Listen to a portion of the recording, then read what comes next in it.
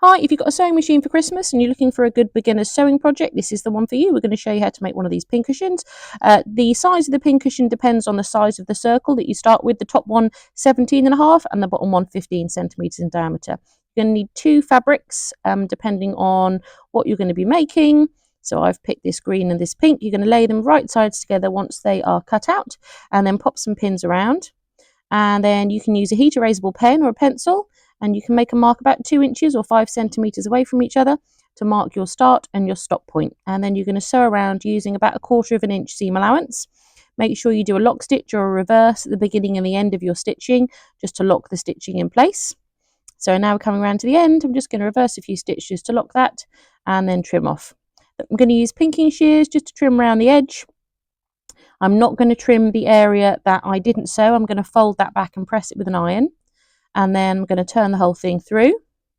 Give it a good poke to get all the corners turned through.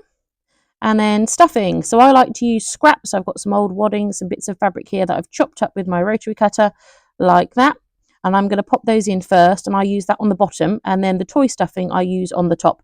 I find the heavier stuffing at the bottom helps to hold the pincushion nice and flat on your desk.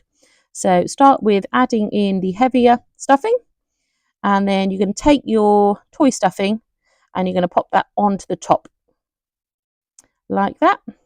And you're going to need way more than you think you would. So this is my 11th handful of toy stuffing that I'm popping in. It needs to be really nice and full and plump.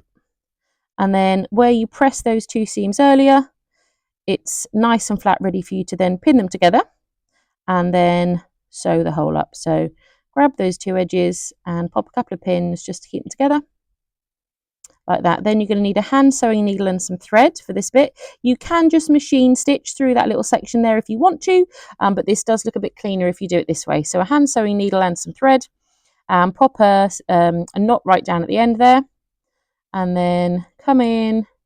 I'll zoom in a little bit so you can see a bit clearer what I'm doing. And you're going to stitch from the inside out so that you can then push your tail into your work. And then you're going to do something called an invisible or a ladder stitch. You take small stitches from either side, going top and bottom each time. And then when you pull, it's like a zip, and it pulls the hole closed all the way along. And then you'll do a couple of knots at the end. The way you do a knot is you take your working thread and you pop it through your loop, and then you pull it closed. Do a couple of those, and then you can bury the threads, pull it through and trim it off. You'll need some embroidery floss and a crewel needle like this, which is a sharp pointed needle, and it depends on the number of segments that you want, but I like to do 5. You're going to want a big thick knot and leave a decent length of tail at the end of that knot. And then starting on the underside, go through the center of your pincushion. Make sure you're coming out in the center at the front, and then you pull it through, and the knot, like I say, needs to be big to stop it from being pulled through, because you have to put quite a bit of tension on this. Then you go all the way around and back in again through the back, making sure you're coming up at the center, and then you pull nice and tight, and then you go around, decide how many segments you want. There we go. Go around again. You just keep going around to make all the segments that you want, pulling it nice and tight. So that's my 5th segment there. Then I'm going to use my button, pop the needle up through it, bring it down onto the body of the pincushion, and then go back through to the back. And then I'm going to go around once more just to make sure that's fully attached. There we go.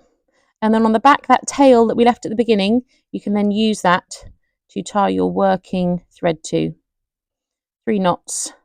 And then just trim it off. You can bury the threads if you want to, but honestly, it's the bottom of a pincushion. I just tend to push them in. And there we go. Doesn't it look cute? Just need some pins now. There you go. Bye.